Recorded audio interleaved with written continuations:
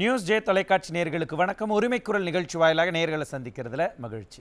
இன்றைய உரிமைக்குரல் நிகழ்ச்சியில் என்ன தலைப்பின் கீழ் விவாதத்தை நகர்த்த இருக்கிறோம் அப்படிங்கிறத சிறப்பு தொகுப்பை பார்த்து தெரிஞ்சுக்கலாம். தேர்தல் முடிந்த கையோடு கொடைக்கானலில் கோல்ஃப் விளையாடி பொழுதை கழித்துவிட்டு சென்னை திரும்பியதிலிருந்து தேர்தல் பணிகள் எப்படி இருந்தது என்று கருத்து கேட்டுக் கொண்டிருக்கிறார் திமுக தலைவர் ஸ்டாலின். இன்னொரு பக்கம் லண்டனில் வெக்கேஷன் முடித்துவிட்டு திரும்பிய உதயநிதி தேர்தல் பணிகளில் சுணக்கம் காட்டிய திமுகவினர் யார் என்று லிஸ்ட் எடுத்துக் கொண்டிருக்கிறார் என அறிவாலய வட்டாரங்களிலிருந்து செய்திகளெல்லாம் கசிந்து கொண்டிருக்கின்றன. திமுக ஆளும் அரசில் இருக்கும்போது நடக்கக்கூடிய நாடாளுமன்ற தேர்தல் இது என்பதால் அதிக இடங்களை கைப்பற்றியே ஆக வேண்டிய கட்டாயத்தில் இருக்கிறது திமுக.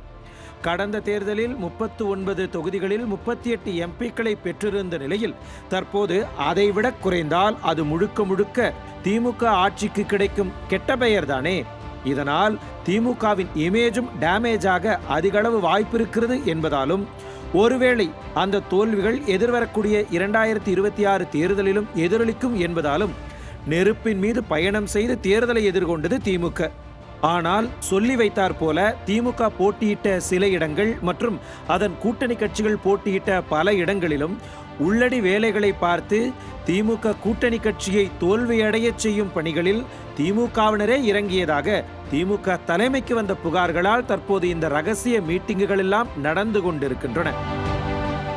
புகார்களுக்குள்ளான பொறுப்பாளர்கள் மற்றும் அமைச்சர்களிடம் ஸ்டாலின் ஒருபுறமும் உதயநிதி மறுபுறமும் ரகசிய மீட்டிங் போட்டு விசாரித்து வருவதாகவும், ஒருவேளை அந்த புகார்கள் உண்மையாக இருந்தாலோ அந்த பொறுப்பாளர்கள் வேலை செய்த வேட்பாளர் தோல்வியை தழுவினாலோ கடுமையான நடவடிக்கை எடுக்க இப்போதே பிளான் செய்ய தயாராகி இருக்கிறது திமுக தலைமை என்று செய்திகள் எல்லாம் வருகின்றன.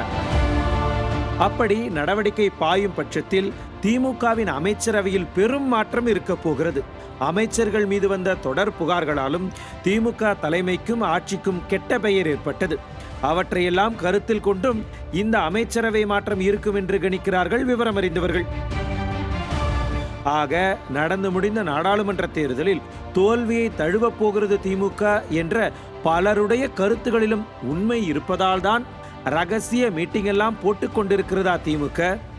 தேர்தல் தோல்வி பயத்தால் பதற்றத்தில் இருக்கிறார்களா திமுகவினர்?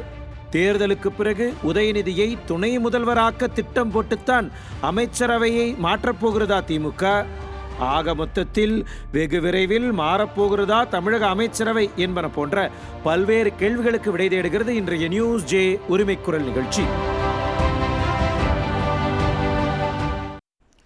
இன்றைய உரிமைக்குரல் நிகழ்ச்சியில் தேர்தலில் பணியாற்றாத திமுகவினர் பதற்றத்தில் ரகசிய மீட்டிங் போடும் ஸ்டாலின் மற்றும் உதயநிதி தேர்தலுக்கு பிறகு மாறப்போகிறதா தமிழகத்தினுடைய அமைச்சரவை அப்படிங்கிற கேள்விக்கு தான் விடை தேட இருக்கிறோம். கருத்துரையாளர்களை அறிமுகம் செய்து விடுகிறேன். அஇஅதிமுகவிலிருந்து ஏஎஸ் மகேஸ்வரி இணைகிறாங்க, பத்திரிகையாளர் திரு பாக்கி இணைகிறாரு, அரசியல் விமர்சகர் திரு சி அக்னீஸ்வரன் மற்றும் பத்திரிகையாளர் திரு விமலேஸ்வரன் இணைகிறாங்க. அனைவருக்கும் வணக்கம். மகேஸ்வரி மேடம், என்ன மேடம், எலெக்ஷன் ரிசல்ட்டு ஜூன் 4ஆம் தேதி வந்த உடனே அமைச்சரவை மாறுதா, இல்லை இது மாதிரியாக வரக்கூடிய செய்திகளை எல்லாம் நம்பலாமா? மனோஜ், இப்போ நாம இந்த விவாதத்தின் மூலமா தமிழக அமைச்சரவையிலே மாற்றம் வருமா என்பதை பற்றி ஆய்வு செய்து கொண்டிருக்கிறோம். ஆனால் தமிழக மக்கள் எதை பற்றி அறிந்து கொள்ள விரும்புகிறார்கள் என்று சொன்னால், தமிழக அமைச்சரவையிலே மாற்றம் வருவது இருக்கட்டும், தமிழக மக்களின் வாழ்விலே மாற்றம் வருமா, எங்கள் வாழ்வு ஏற்றம் பெறுமா, இதைத்தான் மக்கள் அறிந்து கொள்ள விரும்புகிறார்கள். அவர்கள் மந்திரி சபை மாற்றத்தை பற்றி கவலைப்படவில்லை, மந்திரி சபை மாற்றி அமைக்கப்பட வேண்டும் என்று விரும்பவும் இல்லை. ஆனால் ஆட்சியாளர்கள் ஆசைப்படுகிறார்கள். இன்றைக்கு கூட நான் தினமலர் பத்திரிகையிலே ஒரு செய்தி பார்த்தேன். கட்சியை மறுசீரமைக்க உதயநிதி தீவிரம் என்ற செய்தியை பார்த்தேன். ஆக திமுக கட்சியை ஆட்சியை சீரமைக்க வேண்டிய ஒரு நிலை இன்றைக்கு இருப்பதாக அவர்கள் உணர்ந்திருக்கிறார்கள். அந்த அளவிற்கு கட்சியும் ஆட்சியும் சீர்கெட்டு போயிருக்கிறது, சீரழிந்து நிற்கிறது. ஆகவே கட்சியை ஆட்சியும் சீரமைக்க வேண்டிய ஒரு கட்டாயம், அவசியம், நிர்பந்தம் அவர்களுக்கு ஏற்பட்டிருக்கு. ஏன் இந்த இடத்துல இப்படிப்பட்ட ஒரு நிர்பந்தம் திமுக தலைமைக்கு வந்திருக்கு? அப்படி என்ன நடந்துச்சு கட்சிக்குள்ள? அதாவது இதற்கு உள்ளடக்கமாக 3 விஷயங்களை நம்மால் சொல்ல முடியும். ஒன்று, ஆட்சியாளர்கள் கையிலே கொடுக்கப்பட்ட அதிர்ச்சி மிகு உளவுத்துறை ரிப்போர்ட். இரண்டாவது விஷயம் பார்த்தால், மயிரிழையிலே உயிர் தப்பியது போல திமுக ஆட்சியாளர்களுக்கு அதிர்ஷ்டவசமாக கிடைச்சிருக்கின்ற இந்த ஆட்சி வாய்ப்பு, இந்த இறுதி வாய்ப்பை எப்படியாவது உறுதியாக தக்க வைத்துக் கொள்ள வேண்டும் என்கின்ற அவர்களது பெருமுயற்சி. மூன்றாவது பார்த்தால் இவர்களது சின்னவரை மன்னவராக்க வேண்டும் என்று இவர்கள் ஆசைப்படுகிறார்கள். இந்த 3 விஷயத்தின் அடிப்படையிலே தான் இந்த மாற்றங்கள் நிகழக்கூடும் என்று நாம் எதிர்பார்க்கிறோம். சரி மேடம், 3 விஷயம் சொல்லியிருக்கீங்களா? அதுல மிக முதல் விஷயமா, முக்கிய விஷயமா, அது என்ன சின்னவரை மன்னவர் ஆக்குவது, அது என்னன்னு கொஞ்சம் விளக்குங்களேன். ஏங்க, தமிழ்நாட்டுல இன்னைக்கு என்ற ஆட்சிங்க நடந்துட்டு இருக்கு? முடியாட்சியா குடியாட்சியாங்க? மன்னர் ஆட்சி போல வழி வழியாக வந்த ஒரு வாரிசு போல இன்றைக்கு ஒரு குடும்ப ஆட்சி நடந்து கொண்டிருக்கிறது. திமுக என்கின்ற அந்த குடும்ப ஆட்சியினுடைய பட்டத்து இளவரசர் யாருங்க? உதயநிதி. அவரை பட்டத்து அரசராக மாற்றி அமைக்க வேண்டும் என்று இன்றைக்கு ஆட்சியாளர்கள் விரும்புகிறார்கள். ஆகவே அந்த அடிப்படையில் தான் அதற்கு ஏற்றார் போல மந்திரி சபையிலே மாற்றம் நிகழும் என்று எதிர்பார்க்கப்படுகிறது. அமைச்சரவை மாற்றம் அப்படிங்கிறது துணை முதலமைச்சர் ஆகுவதற்கான வாய்ப்பு என இது முன்னாடியே பேசிக்கிட்டு இருந்தாங்க. இப்ப எலெக்ஷனுக்கு பிறகு துணை முதலமைச்சர், இதுதான் இப்ப பேசுபொருளா? நிச்சயமாக. ஏனென்றால் பல சீனியர் அமைச்சர்களுக்கு உதயநிதி துணை முதலமைச்சர் ஆவதிலே விருப்பம் இருப்பதாக தெரிவதில்லை. அவர்கள் உள்ளுக்குள்ளே புகைந்து கொண்டிருக்கிறார்கள். வெளியே சொல்கிறார்கள், நாங்கள் உதயநிதி என்ன இன்ப நிதிக்கே வந்தாலும் நாங்கள் பல்லக்கு தூக்குவோம் என்று பகட்டாக சொல்லிக் கொண்டிருக்கிறார்கள். அதெல்லாம் வெளிவேஷம். ஆனால் உள்ளுக்குள் புகைந்து கொண்டிருக்கிறார்கள். ஆக இப்படி பகை பாராட்டுபவர்களை எல்லாம் ஒதுக்கி தள்ளிவிட்டு ஓரம் கட்டிவிட்டு தங்களுடைய பட்டத்து இளவரசருக்கு இணக்கமானவர்களுக்கு இங்கே மந்திரி சபையிலே இடம் கொடுக்க வேண்டும் என்று இன்றைக்கு முதலமைச்சர் விரும்புவதாக சொல்லப்படுகிறது. அதற்கேற்ற வகையிலே மந்திரி சபை மாற்றம் காணும் என்று சொல்லப்படுகிறது. சரி மேடம், ஒரு கட்சி ஒன்று நடத்தினாங்க அப்படின்னா அதை அனலைஸ் பண்ணி அதில் சரியா வேலை பார்க்காதவங்களுக்கு சரியா வேலை பார்த்தவங்க யாரு அப்படிங்கிறதையெல்லாம் பிரித்து பகுப்பாய்ந்து நல்லா வேலை பார்த்தவங்களுக்கு ரெகக்னிஷன் கொடுக்கணும் அப்படின்லாம் யோசிக்கிறது ஒரு நல்ல தலைமைக்கு அழகு தானே. அப்போ திமுக தன்னுடைய கட்சியை நல்லா வச்சிருக்காங்க அப்படிங்கிறத இதை பார்க்கக்கூடாதா? அதாவது தகுதியின் அடிப்படையிலே ஒருவருக்கு வாய்ப்பு கொடுப்பது என்பது வரவேற்பிற்குரியது. அப்போ தகுதியின் அடிப்படையில் தான் திமுக இந்த முறை வேட்பாளர்கள் தேர்வு நடந்ததா? சிந்தித்து பாருங்கள். அதாவது ஒரு பிணவரையை பணவரையாக மாற்றிய ஒருவருக்கு, பல ஆயிரம் கோடி வரி ஏய்ப்பு செய்த ஒருவருக்கு இந்த முறை வாய்ப்பு வழங்கப்படுகிறது, மீண்டும் போட்டியிட வாய்ப்பு வழங்கப்படுகிறது. அதே போன்று திமுகவினுடைய பழைய முகங்கள், பல முன்னணி தலைவர்கள் எல்லாம் தொகுதி பக்கமே திரும்பி பார்க்கவில்லை. சென்ற தேர்தலுக்கு மக்களை சந்தித்தவர்கள் அதற்கு பிறகு இந்த பெருவெள்ள காலத்திலும் சரி, கொரோனா காலத்திலும் சரி மக்களை சென்று சந்திக்கவே இல்லை. மக்களை பற்றி அவர்கள் சிந்திக்கவும் இல்லை. அப்படிப்பட்டவர்களுக்கு மீண்டும் வாய்ப்பு கொடுத்திருக்கிறார்கள். அதே போன்று கூட்டணி கட்சியோடு அவர்கள் இணக்கமாகவும் செயல்படவில்லை. பல்வேறு இடத்திலே, உதாரணமாக மதுரையை எடுத்துக்கொள்ளலாம், கரூரை எடுத்துக்கொள்ளலாம், அதே போன்று திருச்சியை எடுத்துக்கொள்ளலாம். திருச்சியில எல்லாம் எப்படி வேட்பாளரை கதற வைத்தார்கள். அதே போன்று மதிலையும் பல்வேறு புகார்கள் சொல்லப்படுகிறது, கரூரிலும் பல்வேறு புகார்கள் சொல்லப்படும். இப்படி பல்வேறு இடங்களை நம்மால் சுட்டிக்காட்ட முடியும். ஆக இது போன்று கூட்டணி கட்சியினர்களுக்கும் அவர்கள் இணக்கமாக செயல்படவில்லை, அவர்களுக்கும் பணி செய்யவில்லை. பல்வேறு இடங்களிலே திமுக வேட்பாளர்களை எதிர்த்து திமுகவினரே உட்கட்சி பூசல் இருந்தது, உள்ளடி வேலை செய்ததாக சொல்லப்படுகிறது, கோஷ்டி மோதல்கள் இருந்தது என்று சொல்லப்படுகிறது. பல்வேறு இடங்களிலே அமைச்சர்களாக இருக்கின்ற மாசேக்கள், அதாவது மாவட்ட செயலாளர்கள், சட்டமன்ற உறுப்பினராக இருக்கின்ற மாவட்ட செயலாளர்கள், சட்டமன்ற உறுப்பினர்கள், அதே போன்று முன்னணி நிர்வாகிகள், இவர்கள் எல்லாரும் பணி செய்யவில்லை. இன்னும் சொல்ல போனாரு, அவர்கள் எல்லாம் கொள்ளையடித்த காசை ஜல்லி காசு கூட எடுத்து தேர்தலுக்கு செலவு செய்யவில்லை. கட்சி தலைமை கொடுத்த காசையும் கூட அவர்கள் முறையாக செலவிடவில்லை. பல்வேறு இடங்களிலே மக்களுக்கு பரிசு பொருளாக கொடுப்பதற்காக கொடுக்கப்பட்ட தொகை கூட அவர்கள் விநியோகிக்கப்படவில்லை, இவர்களாகவே அனுபவித்துக் கொண்டார்கள் என்று கூட சொல்லப்படுகிறது. இப்படி பல்வேறு புகார்களும் தலைமையிடத்திலே வந்திருக்கிறது.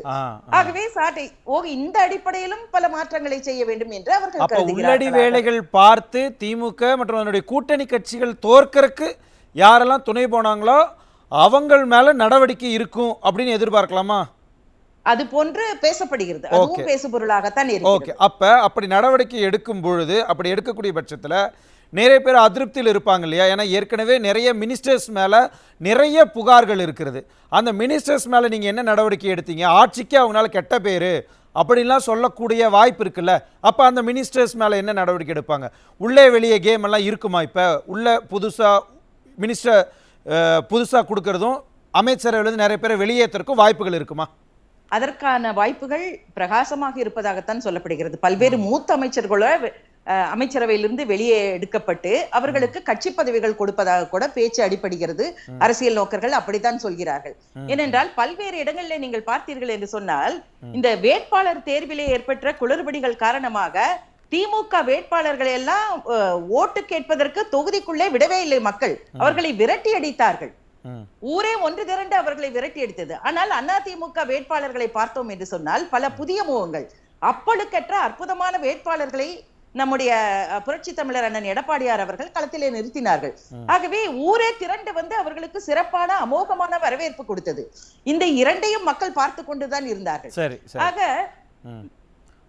புரியுது. அந்த வேறுபாட்டை மக்களும் பார்த்துருக்குறாங்க, அதை திமுகவும் இப்போ பார்த்து அப்சர்வ் பண்ணியிருக்காங்கன்னு சொல்ல வரீங்க. இதை நான் புரிஞ்சுக்கிறேன். நான் திரும்ப உங்ககிட்ட வரேன். அக்னீஸ்வரன் சார், இப்போ என்னென்னா ஒரு கட்சி ஒரு தேர்தலை அணுகிறாங்க அப்படின்னா நிறைய விஷயங்களை கீழே இருக்கக்கூடிய அடுத்தடுத்த இரண்டாம் கட்ட தலைவர்கள், அது கீழே இருக்கக்கூடிய மாவட்ட செயலாளர்கள், நிர்வாகிகள், அவங்களுக்கெல்லாம் பிரித்து கொடுப்பாங்க. விச் மீன்ஸ் ஒர்க்கை பிரித்து கொடுப்பாங்கன்னு சொன்ன வேற நான் மீன் பண்ணலை. வேலைகளை சரியாக பிரித்து கொடுப்பாங்க. அதை சரியாக செஞ்சாங்களா அப்படிங்கிறத ஒரு ரிவ்யூ மீட்டிங் மாதிரி இப்போ நடந்துக்கிட்டு இருக்குன்னு சொல்கிறாங்க. உள்ளபடியே இந்த ரிவ்யூ மீட்டிங் வந்து ஆக்கப்பூர்வமாக தானே நம்ம பார்க்கணும். இல்லை, அது தங்களை சீராய்வு பண்ணிக்கிறதுக்காக மாதிரி தெரியலை. இப்போ வந்து வெளிநாடு சுற்றுப்பயணம்லாம் முடிச்சுட்டு நாட்டில் எவ்வளோ டிகிரி வெயில் அடிச்சிருக்குது, எங்கே மழை பெய்ஞ்சிருக்கு, எங்கே மழை பெய்யலை, ஒருவேளை மழை அதிகமாக பெய்ஞ்சிச்சுன்னா மிக்ஸாம் புயல் மாதிரி போய் வந்துருமா. இப்போ இந்த தேனி பக்கமெல்லாம் பார்த்துருங்க, 3 நாளைக்கு கடுமையான மழை அப்படின்னு இருக்கிறாங்க. அப்போ அதுக்குரிய அந்த செயல்பாடுகள் கவனிக்கிறதுக்காக வந்திருக்காங்களா? இது மக்கள் பிரச்சனை. அது இல்லாம இவர்களுக்கு வந்து என்னன்னா பல்லக்கு தூக்குபவர்கள் இருக்கு வரைக்கும் பவனி வருவதில் என்ன சிக்கல்? அது தெய்வமாக இருந்தாலும் சரி, மனிதர்களை தூக்குவதாக இருந்தாலும் சரி, மேல உட்கார்ந்துட்டு வரதுல என்ன சார் இருக்குது?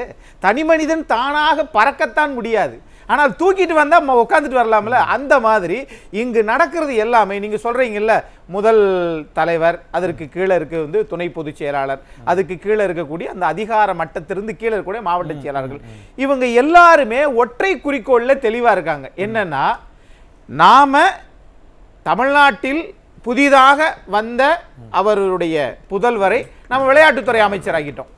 நம்ம அடுத்த ஆட்சிக்கு வருகிறோமோ இல்லையோ தெரியல, அதனால நம்ம இப்பயே துணை முதலமைச்சர் ஆக்கிவிட்டால், உண்மையிலே சொல்றேன், தமிழ்நாட்டுடைய முதலமைச்சர் திரு மு.க. ஸ்டாலின் அவர்கள் பொறுமையாக இருந்தார். அவங்களுடைய தந்தை கடைசி வரை அவர் செயல் தலைவராகத்தான் வைத்திருந்தார். ஏனென்றால் இவர் நம்மளை காலி பண்ணி விட்டுருவாரோ நாம இருக்கிற போதே, அந்த மாதிரி எல்லாம் இவர் பொறுமையாக காத்திருக்க வேண்டிய அவசியம் இல்லை. ஒருவேளை யாரு மு.க. ஸ்டாலின் அவர்கள் நினைத்தது, என்னுடைய பிள்ளையை நான் இருக்கிற போதே கட்சியையும் ஆட்சியையும் ஒப்படைத்து விட்டு செல்ல வேண்டும். அதுக்கு தான் இன்னைக்கு இந்த நீங்க சொல்லக்கூடிய இந்த சீராய்வு கூட்டம் எல்லாம் நடக்க போகுது.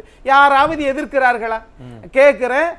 அண்ணா இருக்கிற போது நடமாடும் பல்கலைக்கழகம் நாவலர் நெடுஞ்செழியத்தான் தம்பி வா தலைமை ஏற்க வான்னு சொன்னார். ஆனால் இன்னைக்கு கலைஞரை வந்து தம்பி வா தலைமை ஏற்க வா என்று தன்னுடைய மகனையே அழைத்தார். அதற்கு பிறகு திரு மு.க. ஸ்டாலின் தன்னுடைய மகனையே தம்பி வா துணை முதலமைச்சராக வா என்று சொல்லுவதில் அது பெரிய ஆச்சரியமே இல்லை. ஒரு கடைக்கோடியில் இருக்கக்கூடிய சுரேஷராசன் அவர்களை நீங்கள் துணை முதலமைச்சர் ஆக்கினால் அந்த கட்சியில் ஜனநாயகம் பிறக்கிறது என்று அர்த்தம். ஆனா இப்ப முழுக்க அடுத்தது துணை முதலமைச்சர் அப்படிங்கிற அந்த அப்கிரேடேஷனுக்காகத்தான் அமைச்சரவையை மாற்ற போறாங்களா? ஏன்னா இதுக்கு முன்னாடி அமைச்சரவை மாற்றம் நடந்துச்சு. அப்ப இவர் அமைச்சர் ஆக்குனாங்க உதயநிதி ஸ்டாலினை. அதற்கு பிறகு நடக்கிறது இதுல துணை முதலமைச்சர். ஏன்னா இது ரொம்ப நாளாவே பேசின, எலெக்ஷனுக்கு முன்னாடியே பண்ணிடுவாங்க, கிஃப்டா கொடுப்பாங்க, நியூ இயர் கிஃப்டா கொடுப்பாங்க அப்படின்லாம் பேசினாங்க. ஆனால் அது எதுவும் நடக்கலை. எலெக்ஷனுக்கு பிறகு நம்ம கொடுத்துக்கலாம் அப்படிங்கிற பிளான்ல தான் இப்படி ஒரு மீட்டிங்லாம் போய்கிட்டு இருக்கோம். இல்லை, இதுக்கு ஒரு பெரிய அரசியலில் தன்னுடைய இறகுகளை அகல விரிப்பதற்கு அது ஒரு யூகம், யுக்தி. பாருங்க, அவருடைய நண்பர் 2 பேர் ஒரு தட்டில் சோறு சாப்பிடுவாங்க. அவருடைய நண்பரை வச்சு திருச்சியில திரு அன்பில் மகேஷ முதல்ல கல்வித்துறை அமைச்சர் ஆக்குறாங்க. கல்வித்துறை அமைச்சராக்கி அவர் மாவட்ட செயலாளர் வந்து செயல் வீரர்கள் கூட்டத்துல சொல்றாரு, அவர் தான் தீர்மானம் முதல்ல போடுறாரு, திரு உதயநிதி அவர்களை அமைச்சராக்க வேண்டும் அப்படின்னு. இப்ப அமைச்சராக்கிட்டாங்களா? இனிமேலுக்கு என்ன சார்? 1 கோடி சம்பாதிக்கிறதா சார் பெரிய கஷ்டம். அந்த 1 கோடி பல கோடி 10 கோடியை சம்பாதிச்சிரும். அது மாதிரி தான் நீங்கள் அமைச்சராக்குவதற்கே திமுகவில் எதிர்ப்பு இல்லை. அப்ப துணை முதலமைச்சர் ஆக்குவதற்கு என்ன எதிர்ப்பு இருக்கும்? ஓஹோ, எந்த எதிர்ப்பு இருக்காது. இல்ல ஒருவேளை அவங்க சொன்னாங்களே நிறைய பேர் எதிர்க்கிறதுக்கு காத்துக்கிட்டு இருக்காங்க அப்படின்னா, அந்த எதிர்ப்பு குரல் வந்துச்சு அப்படின்னா அவங்கள ஆஃப் பண்றதுக்காக நீங்க சரியா எலெக்ஷன்ல வேலை பார்க்கல அப்படின்னு பேரை சொல்லி அவங்கள நிர்வாகியிலிருந்தே தூக்குறதுக்கு தான் இப்படிப்பட்ட இமேஜ் எல்லாம் நடக்குதோ? அல்ல, பேரறிஞர் அண்ணா ஒரு பேராசான், காங்கிரஸ் கட்சியை அடியோடு வீழ்த்திய ஒரு மாமனிதர், தனக்கென்று எந்த சொத்தையும் இதுவுமே சேர்த்து வச்சுக்கிறாம போனவர். ஆனால் அவருக்கு பின்னாடி வந்த கலைஞர் கருணாநிதி அவர்கள் எப்படி நல்லவர்களை எல்லாம் தூக்கி வெளியே எறிய வேண்டும், 31 பொதுக்குழு உறுப்பினர்கள், அதுல 26 பேரை வச்சு புரட்சி தலைவர் எம்ஜிஆரை தம்பி வா தலைமையேற்கவா என்று அண்ணா நெடுஞ்செழியனை அழைத்தார். ஆனால் என் மடியில் வந்து விழுந்த இதயக்கனி என்று புரட்சி தலைவர் எம்ஜிஆரை அண்ணா அழைத்தார். அந்த அண்ணாவை தூக்கி இதயமாவது கனியாவது தூக்கி வெளியே போட்டார் கலைஞர் கருணாநிதி. அப்படி யாரெல்லாம் அவர்களுக்கு எதிர்ப்பாக இருப்பார்களோ, இது கலைஞர் ஃபார்முலா. என்னை ஆதரித்தால் நீ கட்சியில் இரு, உனக்கு மாவட்ட செயலாளர், மந்திரி, பண சம்பாரி, நல்லா இரு.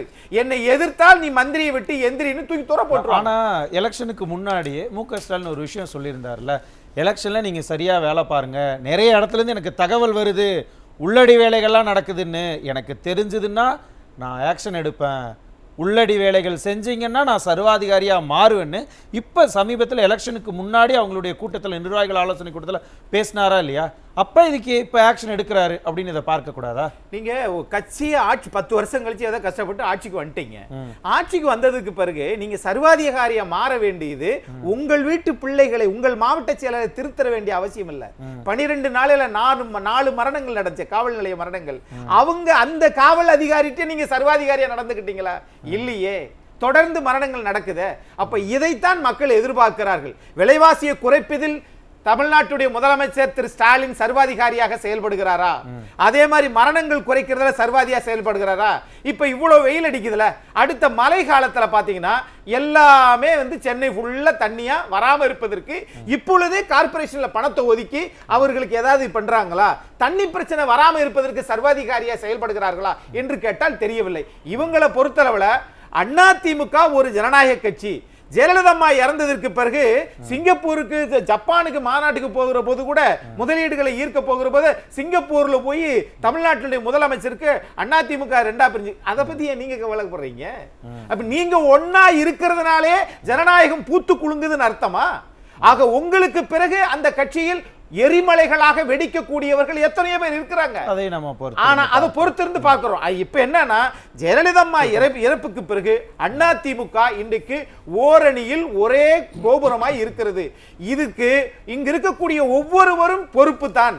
இதை கெடுப்பதற்கு 2026 ஆட்சிக்கு வரக்கூடிய அத்தனை தகுதிகளும் மக்கள் தயார். எடப்பாடி பழனிசாமி பரவாயில்லப்பா இன்னைக்கு இருக்கிற ஆட்சியை விட என்று ஒப்பிட்டு லெவல யோசிக்க ஆரம்பிச்சிட்டாங்க.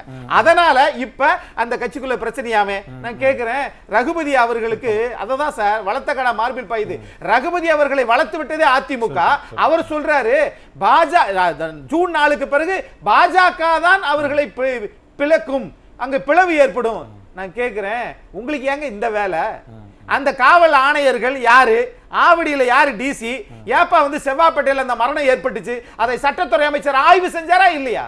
அதிமுக பத்தி நீங்க ஏன் பேசுறீங்க? அந்த கட்சி தானாக தன்னை உருவெடுத்துக் கொள்ளும். ஆக திரும்ப ஆட்சிக்கு அம்மாவினுடைய ஆட்சி வர வேண்டும் என்று அதிமுக தெளிவா இருக்குது.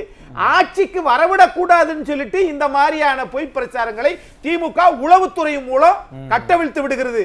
திமுக தான் இதோட ஆட்சி விட்டு வீட்டுக்கு போவாங்க. திரும்ப வர விமலேஸ்வரன் சார், என்னன்னா ஒரு எலெக்ஷன் இல்ல ஒரு வழக்கமாவே ஒரு ஆர்கனைஸ் பண்றாங்க அப்படின்னா நல்லா வேலை பார்த்திருக்காங்களா இல்லையா? ஒரு பரீட்சை நம்ம நல்லா எழுதியிருக்கிறோமா இல்லையா? ரிசல்ட் வந்த உடனே நம்ம நல்லா படிச்சிருக்கோம், இல்லை இன்னும் கொஞ்சம் நம்ம படிச்சிருக்கணும் அப்படின்னு சொல்லி நம்ம எல்லாமே ரிவ்யூ பண்ணுவோம். அதே மாதிரியான ஒரு ரிவ்யூவாக தான் இதை பார்க்கணுமா, இல்லை ஜூன் 4க்கு பிறகு அமைச்சரவை மாற்றத்திற்கான அறிகுறியாக இதை நம்ம பார்க்கணுமா? அதாவது நீங்கள் சொன்னது கரெக்ட். உங்கள் கேள்விக்கு வந்துடுறேன். தேர்தலில் பணியாற்றாத திமுகவினர் அப்படின்னு சொல்கிறீங்க. தேர்தலில் திமுகவினர் பணியாற்றலைன்னா அது உங்களுக்கு நல்லது தானே? அது ஒரு சாதகம் தானே? யாருக்கு சாதகம்? எதிர்கட்சிக்கு சாதகம் தானே? இப்போ சகோதரர் அக்னீஸ்வரன் போன்ற அவர் நபர்களுக்கு அவருக்கு சாதகம் தானே? ஏன்னு கேட்டால் இப்போ அவர் பேச்சில் என்ன தெரியுது, திமுக அமைச்சரவை மாற்றம் அப்படின்றதுக்கு ரொம்ப வலியுறுத்துறீங்க. இங்கே அமாவாசை திமுக அமைச்சரவை மாறல. நல்லா புரிஞ்சு இல்லை, ஒரே நிமிஷம் நான் ஒன்று தெளிவுபடுத்த. அவர் வலியுறுத்தலை, அமைச்சரவை மாறுவதற்கான வாய்ப்புகள் அதிகமா இருக்குன்னு இவரு சொன்னாரு. அவரு சொல்றாரு, நீங்க தலைப்பிலே சொல்றீங்க. இல்ல, மகேஸ்வரி மேடம் என்ன சொல்றாங்கன்னா, இன்னும் ஒரு படி மேல போய் அவங்க துணை முதலமைச்சர் ஆக்குறதுக்கு பிளான் பண்ணி தான் இந்த அமைச்சரவை மாற்றத்தை பிளான் பண்றாங்க. இது ஆல்ரெடி இது ரொம்ப மாசமாவே இருக்கு அப்படிங்கறத அவங்க வலியுறுத்துறாங்க. சொல்லுங்க சொல்லுங்க மனோஜ், மகேஷ். இன்னும் ஒரே ஒரு விஷயம். சுருக்கமா. அதாவது நீங்க அக்னீஸ்வரனை இடைமறித்த போது ஒரு விஷயத்தை சொன்னீங்க. அதாவது கடந்த அமைச்சரவை மாற்றத்திலே உதயநிதி அவர்களுக்கு அமைச்சரவை பொறுப்பு கொடுக்கப்பட்டதுன்னு சொன்னீங்க. ஆனா உண்மை அதுவல்ல. உண்மை என்னவென்றால், உதயநிதியை அமைச்சர் ஆக்குவதற்கே பிரத்யேகமாக தனிப்பட்ட வகையிலே ஒரு பதவியேற்பு விழாவை ஏற்பாடு செய்தார்கள். அதனால அவருக்காக அமைச்சரவை மாற்றம் இல்ல, அமைச்சரவையிலே அவரை தனியாக வந்து அவரை ஒரே ஒரு அமைச்சர் தான் அன்றைக்கு பதவியேற்றுக் கொண்டார். ஆக அவருக்காக எந்த எல்லைக்கும் போவதற்கு இந்த ஆட்சியாளர்கள், குடும்ப ஆட்சியாளர்கள் தயாராக இருக்கிறார்கள். இதைதான் அவங்க முன்னாடி அதுதான் இப்ப வலியுறுத்துறேன். அதான் இப்ப அவங்க கருத்து அவங்க சொல்றாங்க, சாரோட கருத்து சார் சொல்றாரு. அதாவது பதற்றத்தில் ரகசிய மீட்டிங் அப்படின்னு நீங்க சொன்னீங்க. அந்த தலைப்புக்குள்ளதான் இப்ப நம்ம பேசணும். ஓகேங்களா? அதாவது தேர்தலுக்கு முன்னாடியே திமுக தலைவரும் முதலமைச்சருமான மு.க. ஸ்டாலின் வந்து அவங்க கட்சி மாவட்ட செயலாளர்கிட்ட கட்சி கூட்டத்தில் சொல்றாரு, தேர்தல் பணி எல்லாருமே சிறப்பா செய்யணும், செய்யாதவங்க மேல கடுமையான நடவடிக்கை எடுப்போம் அப்படின்னு தேர்தலுக்கு முன்னாடியும் கூட்டம் போடுவாங்க, தேர்தலுக்கு பிறகும் கூட்டம் போடுவாங்க. இதை வந்து எடப்பாடியார் கூட அந்த கூட்டத்தை போட்டிருக்காங்க. எல்லா கட்சியிலையும் தேர்தலுக்கு முன்னாடி நடக்கும், முடிந்த பிறகும் நடக்கும். இது வந்து ரகசிய மீட்டிங்கு, பதற்றம்லாம் இதுல சொல்லணும் அவசியமே இல்லை. ஒண்ணு. இன்னொரு விஷயம், ஒரு இது விளக்கமா சார். சொல்லுங்க சொல்லுங்க.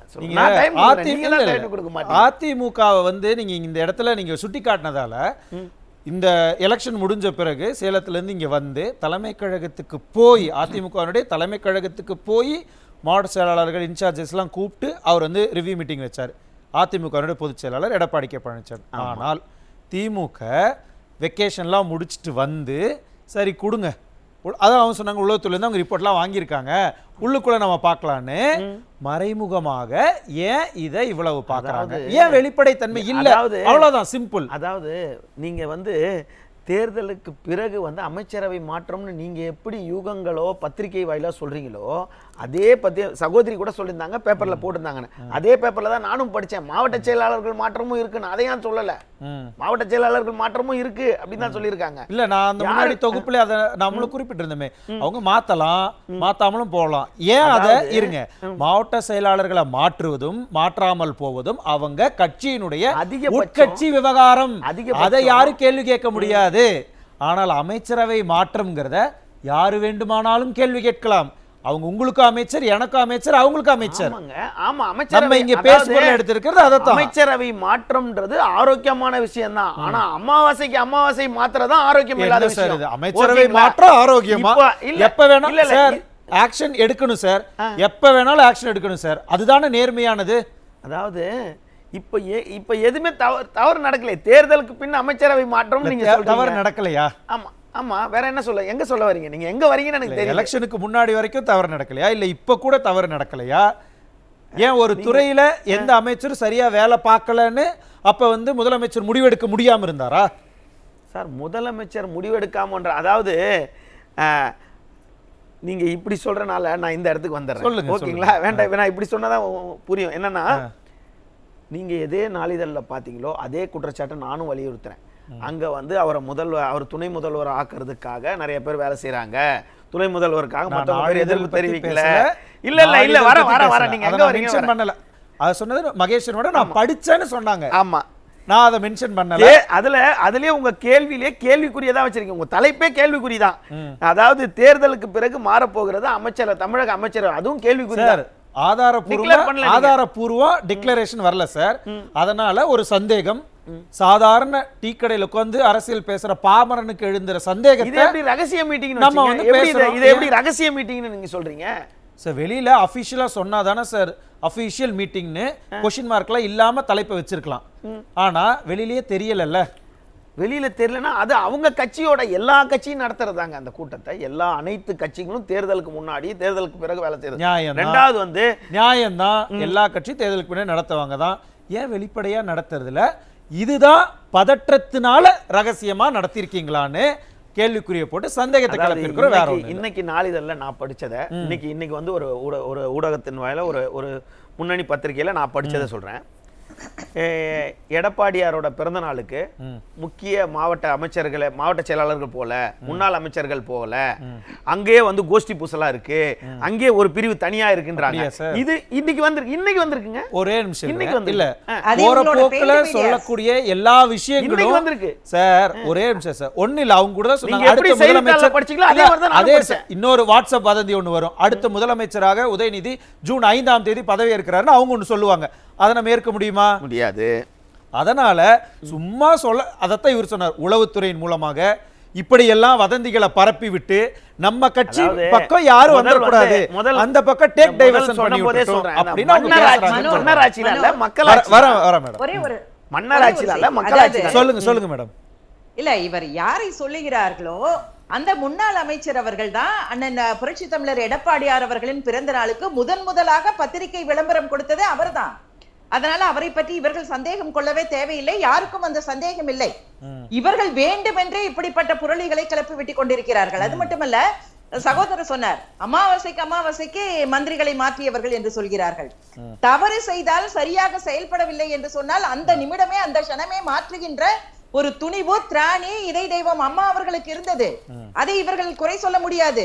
நீங்கள் வந்து இன்றைக்கு ஒரு ஊழல் வழக்கே குற்றம் சாட்டப்பட்ட சிறையிலே இருக்கின்ற ஒருவரை நீக்குவதற்கு தைரியம் இல்லாமல், நீதிமன்றம் சொல்லியும் கூட அதனை நீக்குவதற்கு தைரியம் இல்லாமல், திராணி இல்லாமல், இலாக்கா இல்லாத அமைச்சர்களாக வைத்துக் கொண்டிருந்தவர்கள் எல்லாம் இதை பற்றி பேசக்கூடாது. வர மேடம், வர செந்தில் பாலாஜி அவங்க மென்ஷன் பண்ணி சொல்றாங்க. ஆமாங்க, செந்தில் பாலாஜி தான் சொல்றாங்க. அவர் இலாக்கா இல்லாத அமைச்சரா தான் இப்பயும் தொடர்றாரு. இல்ல, அவர் அமைச்சர் வந்து அவராதானே ரிசைன் பண்ணிட்டாரு. ஓகேங்களா, அதான் அவராதான் ரிசைன் பண்ணிட்டாரு. ஒரு முதலமைச்சர், நீங்க சொன்னீங்களா அமாவாசை மாத்துனாங்கன்னு, அப்படி மாத்தக்கூடிய தைரியம் இந்த முதலமைச்சர் இல்லையான்னு கேக்குறாங்களே சார்.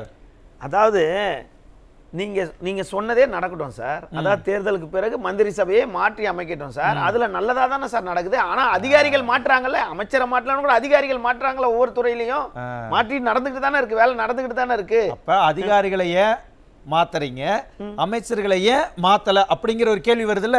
அப்ப அமைச்சர்களை மாத்துறதுக்கு நமக்கு பயமா? தேர்ந்தெடுக்கப்பட்டவங்களுக்கு ஒரு அமைச்சரை ஒரு விவாதத்துல சார் பேசுறாரு, நான் பேசுறேன், நீங்க பேசுறேன்னு மாத்த முடியாது. மக்களால் தேர்ந்தெடுக்கப்பட்ட அமைச்சர்களை, மந்திரிகளை. யாருக்குங்களா சார், செந்தில் பாலாஜிய ஏன் அமைச்சரவையிலிருந்து தூக்கல அப்படின்னு கேட்டதுக்கு நீதிமன்றத்துல ஒரே நிமிஷம், நீதிமன்றத்துல என்ன பதில் சொன்ன தமிழக அரசு? அமைச்சரவையில யாரை வச்சிருக்கணும், யாரை வெளியில அனுப்பணுங்கிற முடிவு எடுக்கிறது முதலமைச்சர், அவருக்கு தான் அந்த அதிகாரம் இருக்கு. முதலமைச்சருக்கு தானே சார் இருக்கு, அவருக்கு தெரியும்ல. அப்ப சரியா வேலை பார்க்காம இருக்கிறவங்க, விமர்சனத்துக்கு உள்ளாகிறவங்க, தப்பு பண்றவங்க, அவங்க மேல ஏன் ஆக்ஷன் எடுக்கல அப்படின்னு கேக்குறாங்க. இப்போ இந்த விவாதத்துல வந்து ஆக்ஷன் எடுக்கல, அதிகாரிகள் ஆக்ஷன் எடுக்கலன்ற இந்த விவாதத்துக்கு தலைப்புல அதுக்கு சம்பந்தமே இல்லையே. தேர்தலுக்கு பிறகு மாறினா நல்லதுதான், தேர்தலுக்கு பிறகு மாற போதா, மாறினா நல்லதுதான். பதற்றத்தில் நல்லதுன்னு சொல்றீங்கல்ல, ஏன் நல்லது அப்படின்னு அவங்க சொல்றாங்க சார். 18 நாள் இன்னும் இல்ல, ஏன் நீங்க நல்லதுன்னு நீங்க எல்லாம் திமுகவுக்கு ஆதரவாக, ஏன்னா அப்ப துணை முதலமைச்சரா ஒருத்தர் வரப்போறாரு, அதனால நல்லதுன்னு அவங்க எல்லாம் சந்தோஷத்துல இருக்கிறாங்கன்னு தான் அவங்க சொல்றாங்க. அதுக்கு நீங்களே வந்துட்டீங்க பாத்தீங்களா, அமைச்சரவை மாறினா நல்லது அப்படின்னு. சார் அதாவது மாசத்துக்கு ஒரு வாட்டி, அதான் நான் முன்னாடியே சொல்லிட்டேன், அடிக்கடி மாற்றி அமைக்கல. எத்தனை முறை இங்க மாற்றி அமைச்சிருக்காங்க? ஏன் ஆக்ஷன் எடுக்க ஒண்ணு இல்ல. இப்ப கள்ளக்குறிச்சியில ஒரு விழுப்புரம் பக்கத்துல வந்து இந்த கள்ளச்சாராய மரணங்கள்லாம் நடந்தது இல்ல, அதுல தொடர்புடையவங்க செஞ்சி மஸ்தானோட போட்டோ எல்லாம் எடுத்துக்கிட்டு உடனே நீக்கினாங்க. மருமகனையும் மகனையும் உடனடியா நீக்கினாங்க. செஞ்சி மஸ்தானை நீக்கினாங்களா? நடவடிக்கை எடுத்தாங்க? சம்பந்தமே கிடையாது. செஞ்சி மஸ்தான் தொடர்புல இருக்கு. ஆவின்துறை, பால்வளத்துறை, அது தொடர்பான அமைச்சர் மனோ தங்கராஜ் மேல எக்கச்சக்க குற்றச்சாட்டுகள், அவர் மேல ஏதாவது ஆக்ஷன் எடுத்தாங்களா? ஏற்கனவே இருந்த, அதாவது ஆவின்ல பாத்தீங்கன்னா நாசரை மாத்தினாங்க, உங்களுக்கு தெரியும். ஆமா, அதுக்கு முன்னாடியே அது சீரழிஞ்சு போன துறை தான். யாரு? ராஜேந்திர பாலாஜி இருக்கும்போது அது ஊழல்ல பெருக்கெடுத்த துறை தான் சார். இது நீங்க ஒரு பத்திரிகையாளரா நீங்க இப்படி பேசலாமா? நம்ம தான் சர்வாதிகாரியாச்சே, நம்ம தான் அதுக்கு எதுக்கு சொல்றேன் சார். கோர்ட் அதை முடிவு பண்ணு, நீங்க சொல்றீங்க அது வழக்கு இருக்கு, கோர்ட் முடிவு பண்ணிக்கிட்டோம். ஆனா நம்ம தான் சர்வாதிகாரியாச்சே, நம்ம ஆக்ஷன் எடுப்போமே, சாட்டையை சுழற்றுவோம்ல, ஆவடி நாசரை தூக்கி போட்டோம்ல, கல்ல தூக்கி அவர் எப்படி இருந்தாரோ அதே போல நம்ம அவரை தூக்கி போட்டோம். அதாவது ஏன் மனோ தங்கராஜ் மேல கை வைக்க முடியல? அவ்வளவுதான். விமர்சனத்தினால மாத்த முடியாது. ஜெயலலிதா அம்மையார் எடுத்தாங்கன்னா அவங்க உறுதி செய்து உடனடியா அவங்க எடுத்தாங்க. இங்க வந்து எதுவுமே நிரூபணம் ஆகல, யாரும் சொல்லப்பட்டாங்க. அப்ப நம்ம உளவுத்துறை என்ன பண்றாங்க? நம்ம பிரச்சனை எல்லாம் கூட எதுவும் சொல்லல, கட்சிக்குள்ள என்னென்ன தப்பு பண்றாங்கன்னு முதலமைச்சருக்கு தெரியலையா? அதனாலதான் ஆக்ஷன் எடுக்கலையா? அதாவது கட்சிக்குள்ள தவறு செய்யறாங்கன்னு தெரிஞ்சதுக்கு அப்புறம் தான் நாசரை மாத்தினது. நீங்க நல்லா புரிஞ்சுக்கணும். அதே மாதிரி மஸ்தான், செஞ்சி மஸ்தானோட மருமகனையும் மகனையும் பதவி நீக்கம் செய்தது இந்த ஒரு காரணத்துக்காக தான். ஓகேங்களா? அதுக்காக அவங்க மருமகன் ஒருத்தர் சாராய வியாபாரி மஸ்தான் பேரை சொல்றாருன்றதுக்காக உடனே அமைச்சரை மாத்தணும் அப்படின்றதெல்லாம் கிடையாது. அவர் துறையில அவர் சிறப்பான வேலை பண்ணிட்டு அமைச்சரவை மாற்றுவதும் மாற்றாமல் போறதும் முதலமைச்சருடைய விருப்பம் தான். அதுல யாரும் எதுவும் சொல்லலாம். ஆனா இப்ப இங்க எலெக்ஷன்ல அவங்க இன்னொரு முக்கியமான விஷயம் சொன்னோம். உள்ளடி வேலைகள்ல நிறைய நடந்திருக்கு. கூட்டணி கட்சிகளுக்கு அவங்க நிறைய பேர் திமுக நிர்வாகிகள் அவங்க ஒத்துழைப்பே கொடுக்கல. அதை திருச்சியில ஸ்டேஜ்லயே நம்ம பார்த்தோம். மதிமுக வேட்பாளருக்கு என்ன நடந்ததுன்னு, கரூர்ல என்ன நடந்துச்சு எலெக்ஷன் வேட்பாளர் அறிவிக்கிறதுக்கு முன்னாடி. இந்த மாதிரியாக உள்ளடி வேலை பார்த்தவங்க, அதனால நம்ம தோக்க போறோங்கிற பயம். அதுதான் அதுக்கு சொல்லிடுறேன். அதே திருச்சியில அதிமுக எம்பி வேட்பாளர் யாரு? நீண்ட காலம் உறுப்பினரா இருந்தவங்க தான். அவருக்கு திமுக சீட்டு கேட்பதாக பத்திரிகையில வந்துச்சு. கடைசியில யாரு? மணல் குவாரி நடத்தியவர் யாரு? கரிகாலனோட உறவினர் யார்? கருப்பையா. கரிகாலனோட உறவினர் கருப்பையா. மதுரை வேட்பாளர் தேர்தலுக்கு தேர்தல் மாற்றம் யார்? உங்களுக்கு சரவணன் நான் சொல்றேன். மதுரை வேட்பாளர் தேர்தல் மாறி நின்னாரு சரவணன். வேட்பாளர்கள் அறிவிக்கிறது அந்த கட்சி. இப்ப திமுக எப்படி வேட்பாளர் அறிவிச்சாங்க? அப்ளிகேஷன் கொடுத்தீங்க, மனு வாங்கி போட்டாங்க, இன்டர்வியூ வச்சீங்க, அதுல எடுத்து எல்லாத்தையும் வேட்பாளர் அறிவிச்சீங்கல்ல. 18 நாள்ல தெரிய போறது சார். ஜூன் 4ஆம் தேதி தெரிஞ்சிடும். அதுதான் எல்லாருக்கும் தெரியும். யாரு பிரகாசமா இருப்பாங்க, யாரு வர போறாங்க, என்னன்னு இவங்க திமுக பணியாற்றி இருக்காங்களா ஏன்னு கேட்டா, எடப்பாடியார் தேர்தலுக்கு மறுநாள் ஒரு கட்சி தொண்டர்களுக்கு ஒரு அறிக்கை விட்டிருந்தார். நீங்க உங்களுக்கு தெரியாத விஷயமே இருந்திருக்காது. என்ன சொன்னாரு? சரியா யாரும் வேலை பார்க்கல சொல்லியிருந்தாரா? சரியா வேலை பார்க்கலன்னு சொல்லலையே. வேற என்ன சொல்லி? எப்ப சொல்லியிருந்தாங்க? மறுநாள் என்ன சொல்றாரு? கட்சி தொண்டர்கள் சொல்லலையே.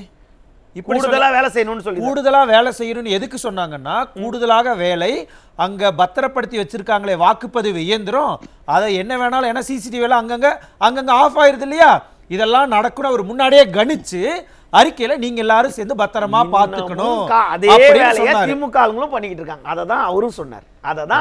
அரசு சரியா நம்ம கூட இருக்கணும் அப்படின்னு பொதுவாக அவர் அதிமுகவுக்கு மட்டும் சொல்லல, எல்லா கட்சிக்கும் தான் அங்க ஓட்டு போட்டிருக்கிறவங்களா இருப்பாங்கல்ல. ஏதோ ஒரு கட்சி ஒரு சுயேட்சை ஒரு 1000 ஓட்டு வாங்கியிருப்பாரு, அதுவும் அதுல இருக்குல்ல, அதுவும் அது பாதிக்கப்படக்கூடாதுல்ல, அதுக்காக அவர் சொன்னாரு. ஆனா நம்ம அப்படி சொன்னோமா?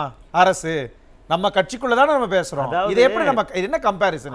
அவர் சொல்லவே தேவையில்லைங்க. ஆல்ரெடி வேலை நல்லா நடந்துகிட்டு தான் இருக்கு. இப்பயும் அந்த எந்தெந்த இடத்துல தேர்தல் இயந்திரங்கள் இருக்காங்களா, தேர்தல் இயந்திரத்துக்கு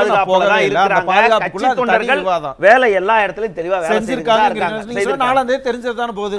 பார்க்கலாம், பொறுத்திருந்து பார்க்கலாம். பாக்கி சார் இப்ப என்னன்னா, ஒரு கட்சியை வழி நடத்துறதுங்கிறது ரொம்ப பெரிய டாஸ்க் தான், யாரும் இல்லைன்னு சொல்லல. ஆனா பல்வேறு விமர்சனங்கள் வருது இல்லையா, அந்த விமர்சனங்களை எப்படி எதிர்கொள்ளணும்? வேலை செய்யாத இல்ல உள்ளடி வேலை செய்யக்கூடியவங்களை எப்படி ஒரு தலைமை எதிர்கொள்ளணும்? அவங்களை எப்படி டேக்கிள் பண்றது ஒரு தலைமை?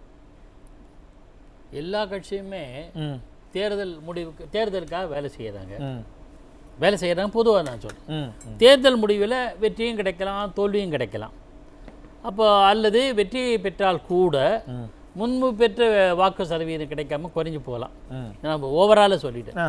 ஆனால் எல்லா கட்சியுமே தேர்தலுக்கு பிறகு, அண்டர்லைன் பண்ணிக்கோங்க, தேர்தலுக்கு பிறகு அதனோட விளைவு இப்படி இருக்கு, நாம் எழுதுனது, நாம் அதை இப்போ எக்ஸாமினேஷனில் எழுதினோம், இப்படி மார்க் குறைஞ்சி போச்சு, அடுத்த வாட்டி நல்லா படிக்கணும் அப்படி இந்த மோட்டிவேஷன் இல்லையா, அது தேர்தலுக்கு பிறகு எப்படி அமைகிறதோ முடிவு, அதை ஒட்டி நடவடிக்கை எடுக்கணும்.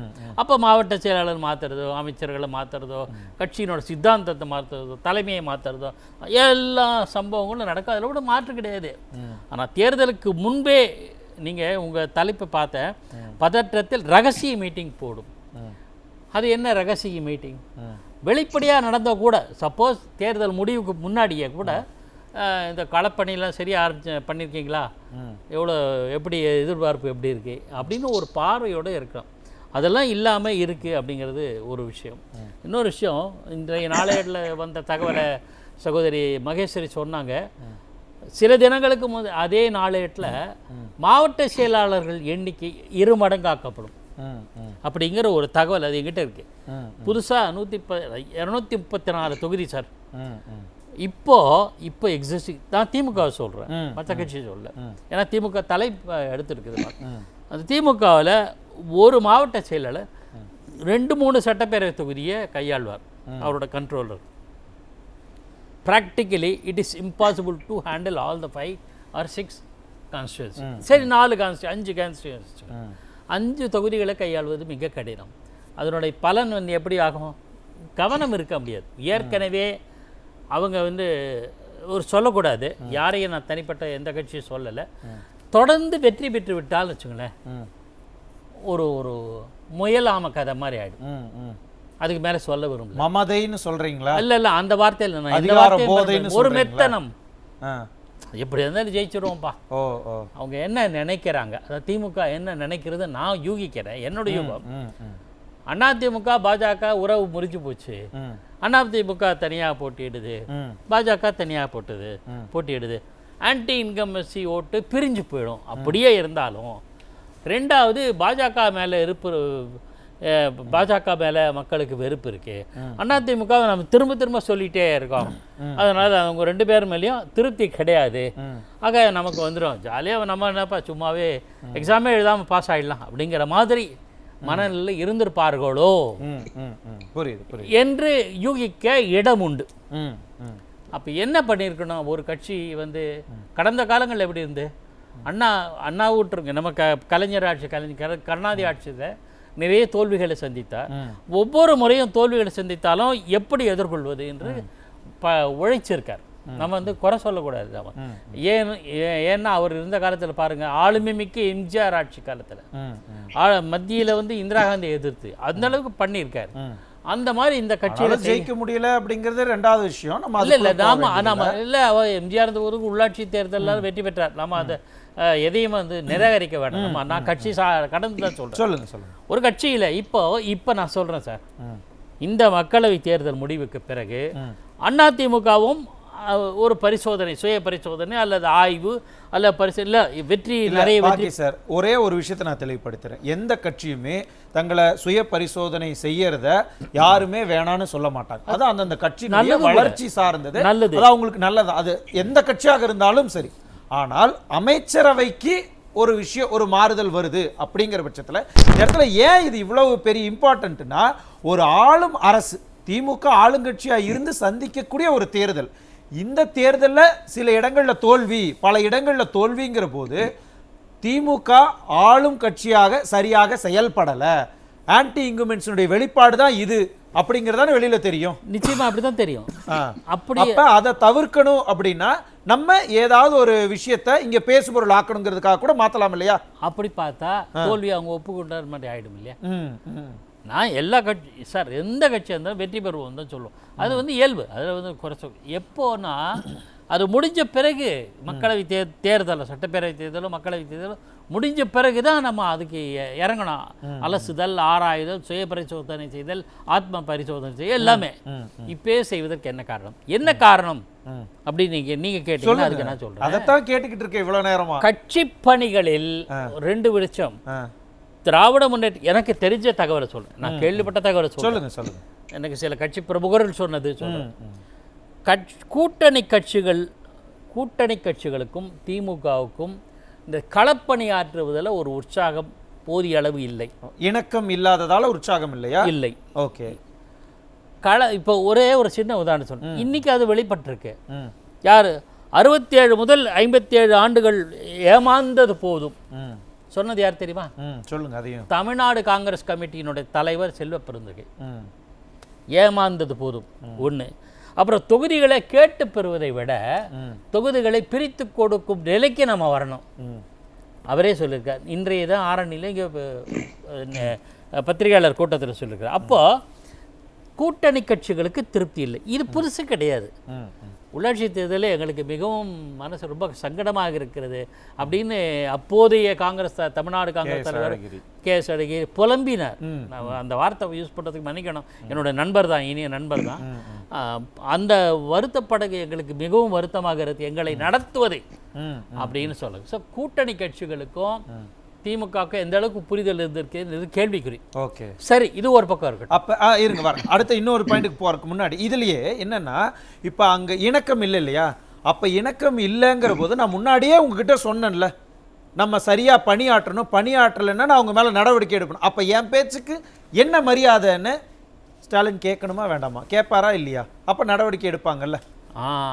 இதுதான் நான் எதிர்பார்த்தேன்.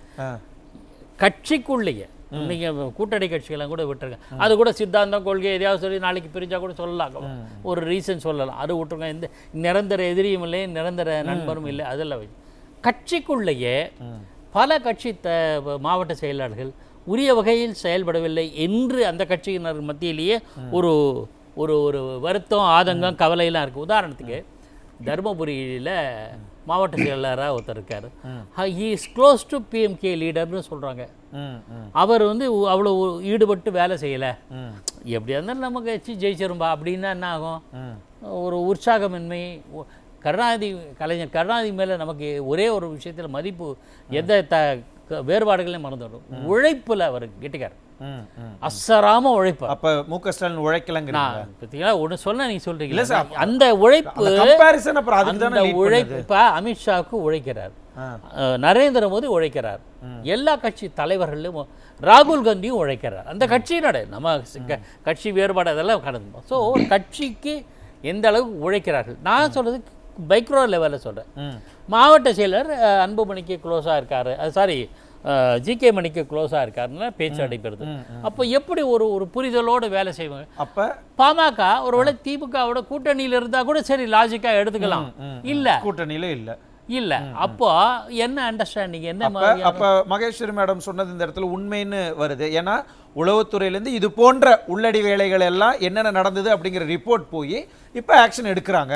அப்போ இது உள்ளபடியே நம்ம தோத்துருவோமோ அப்படிங்கிற ஒரு பதற்றம் திமுகவுக்கு கொடுத்ததால தான் இது வருமோ அப்படின்னு இந்த புள்ளிக்கு வராங்க.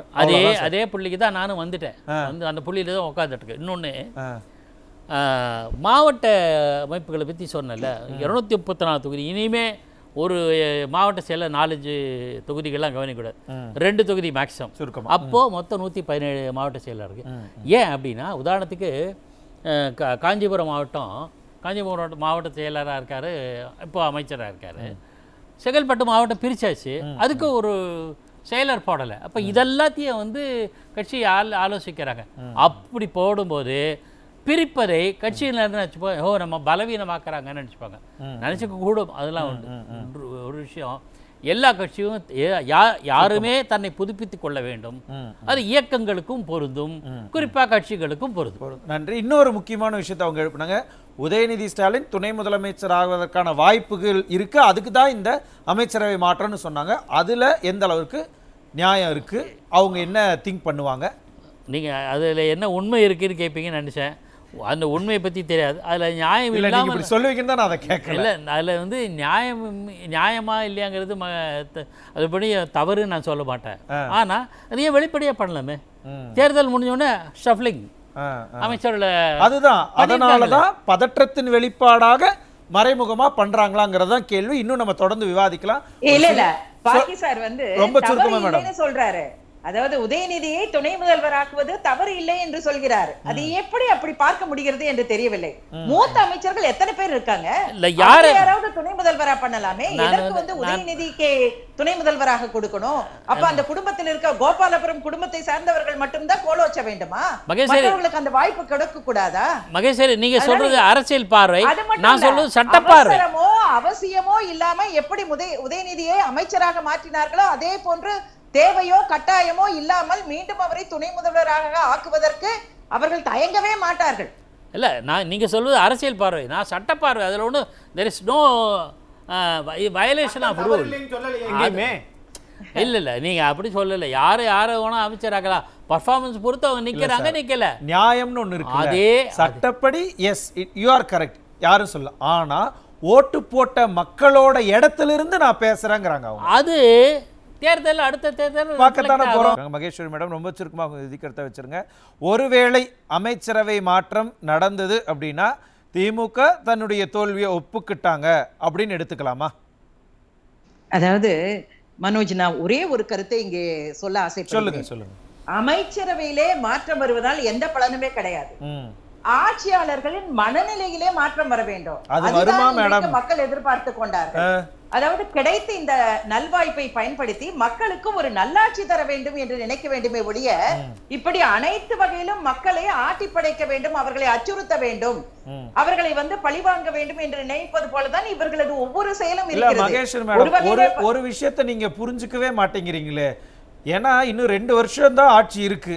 அதற்கு பிறகு ஆட்சிக்கு வருவோமா இல்லையான்னு தெரியாது. அதனால நம்ம துணை முதலமைச்சர் ஆக்கி அழக பார்த்துக்கலாம்னு நினைக்கிறாங்களோ அப்படிங்கிற ஒரு சந்தேகம் வருது. இல்ல மிகச்சரியாக சொன்னார்கள். அவர்களுக்கு இது இறுதி வாய்ப்பு. இன்னும் இருக்கிறது 2 ஆண்டுகள் தான். அதனால இந்த 2 ஆண்டுகளிலே அகப்பட்டதை சுருட்டி கொள்ளலாம் என்று ஒரு புறம் பார்க்கிறார்கள். இன்னொரு புறம் தங்களுடைய தவ புதல்வனை எப்படியாவது துணை முதலமைச்சராக அந்த முதலமைச்சர் ரேசிலே முன்னிறுத்தி விடலாம் என்றும் அந்த திமுக ஆட்சியாளர்கள் முயற்சித்துக் கொண்டிருக்கிறார்கள். நான் சொல்வதெல்லாம் தயவு செய்து இனியேனும் இருக்கின்ற 2 ஆண்டு காலத்திலாவது மக்களுக்கு ஏதேனும் நல்லது செய்யுங்கள். இப்படி அனைத்து வகையிலும் ஏற்கனவே ஒரு புறம் பார்த்தால் அனைத்து வரிகளையும் உயர்த்தி, மின் கட்டண உயர்வு, சொத்து வரி உயர்வு, பஸ் கட்டண உயர்வு, பதிவு கட்டண உயர்வு, சாலை வரி உயர்வு, இப்படி அனைத்து வகையிலும் குடிநீர் கட்டண உயர்வு என்று அனைத்து வகையிலும் மக்களை ஆட்டி படைத்துக் கொண்டிருக்கிறீர்கள். இன்னொரு புறம் பார்த்தால் மக்களுடைய வாழ்வாதாரங்கள் இன்றைக்கு பறிக்கப்பட்டு விட்டது. அவர்களுக்கு வேலை வாய்ப்பை குறைந்து விட்டது.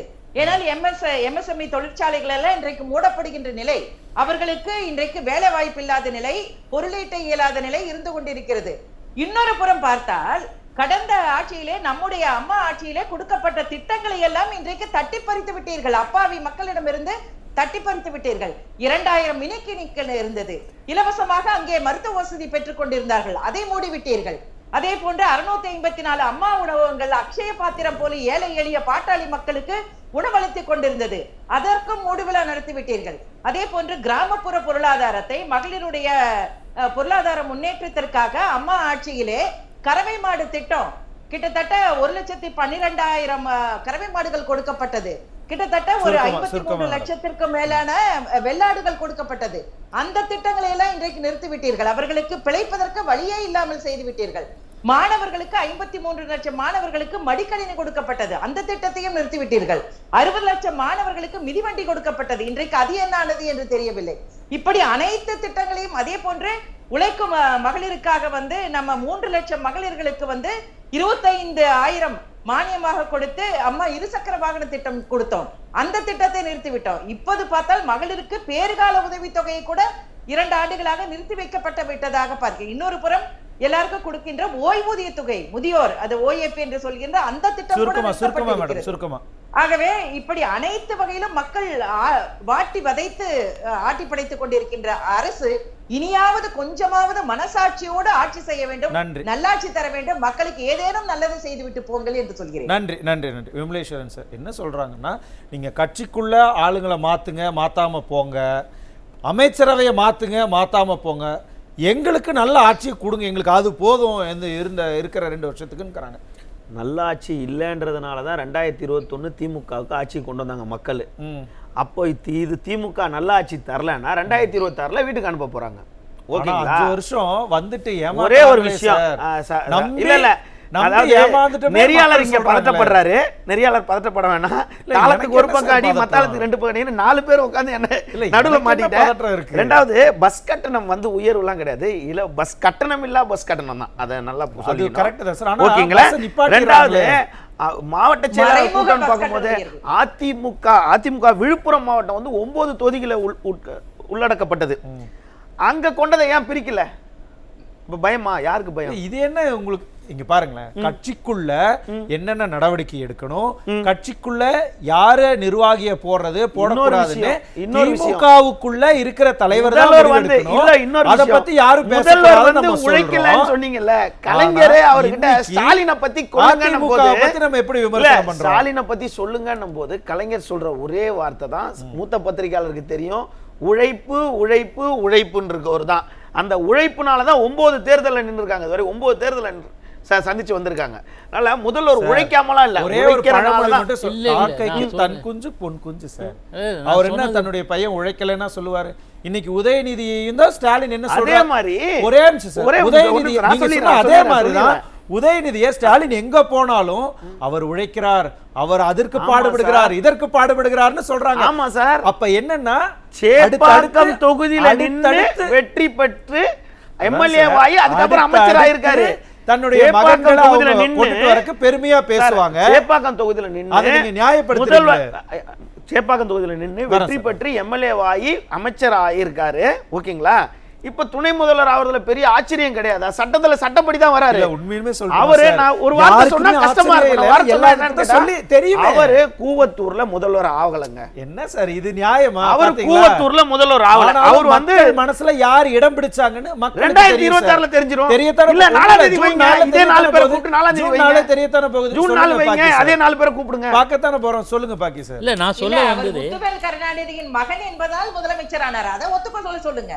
சொல்லுங்க பாக்கி. 2 கருத்து சொல்றேன். ஒன்று கோவத்தார்ல வந்து தேர்ந்தெடுக்கப்பட்ட சட்டமன்ற உறுப்பினர்களாகத்தான் அவர் முதல்வர் அமைச்சராக புரட்சி தமிழர் எடப்பாடியார் தேர்ந்தெடுக்கப்பட்டார். ஆனால் அவரும் வந்து தன்னுடைய தந்தை முதலமைச்சராக இருந்த காரணத்தினால் வழி வழியாக 2014 தேர்தலிலே அதாவது 13,000 கூட்டம் போட்டி பேசியிருக்காரு. இல்ல என்னுடைய கருத்து செங்கதிர் அப்படின்னு சொன்னோம், சூரியன் சொன்னோம்னா கருங்கதிர் உண்டா அப்படின்னு அர்த்தம் இல்லை. நான் சொல்றது கலைஞர் கருணாநிதியை ஒரு உதாரணமாக முன்னுதாரணமாக சொல்கிறேன். அந்த வழியை பின்பற்ற வேண்டும் சொல்றது இல்லை. நல்லா படிக்கிற பையனை கூட நீங்க நல்லா படிப்பா அப்படி சொன்னா நான் நல்லா படிக்க மாட்டேன் அப்படின்னு கேட்கிற மாதிரி அது அல்ல. என்னுடைய பாயிண்ட் ஒன்று தான். நான் சொல்றேன் அவர் எப்படிலாம் அசஸ் பண்ணாரு, கட்சி எப்படி நடத்தினாரு அப்படிங்கிறதுக்கு ஒரு உதாரணம். 2வதுங்க வாரிசு அரசியலில் பேசுகிறோம் இல்லையா? ராகுல் காந்தியால் 20 ஆண்டுகள் 25 ஆண்டுகள் அவர் தான் ஆக்டிவ் பாலிடிக்ஸில் இருக்கார். இன்னும் பிரைம் மினிஸ்டர் ஆக முடியலையே. ஆக வாரிசு அரசியல் எல்லா காலத்திலும் எல்லா சமயத்திலும் எல்லா சூழலிலும் வெற்றி. நேரு என்கிற த tallest man in Indian politics அவருடைய கொள்ளு பேரை இன்னும் is yet to get become a minister in the cabinet. அவ்வளவு கஷ்டம் இருக்கு சார். வாரிசு அரசியல் அந்த கஷ்டமே இல்லங்கறாங்க. ஆட்சிக்கு வந்தா மட்டும் போதும், அடுத்து நம்ம வந்துக்கலாம். பர்ஃபார்மன்ஸ் சொல்றாங்க. செயல்பாடுகள் தான் யாராக இருந்தாலும் அவங்களுடைய செயல்பாடுகளை மக்கள் உன்னிப்பா கவனிச்சு தான் இருக்காங்க. பார்க்கலாம். அக்னீஸ்வரன் சார் ரொம்ப சுருக்கமாக ஜூன் 4க்கு பிறகு என்னென்ன மாற்றங்கள் வரப்போகுது? ஜூன் 4க்கு பிறகு மக்கள் என்ன முடிவெடுக்கிறாங்கன்னு பொறுத்து பார்ப்போம். ஆனா பத்திரிகையாளர் சொல்லும்போது சொல்றாரு அங்கேயும் மாற்ற வரும் இங்கேயும் மாற்ற வரும் அப்படிங்கிறாரு. ஆனா மக்கள் மாற்றம் வரி ஏதாவது குறைச்சிங்கன்னா பரவாயில்ல. 70% உயர்த்தி வச்சிருக்கிறீங்க பத்திரப்பதிவுல. 20,000 கோடி திட்டமிடுறீங்க, எப்படி வரும்? ஆக அவர்களுடைய மாற்றம் வரணும். மக்கள் நிறைய பேர் அரசு அலுவலகத்துக்கு வரணும்ன்றதை நினைக்க மாட்டேங்கிறாங்க.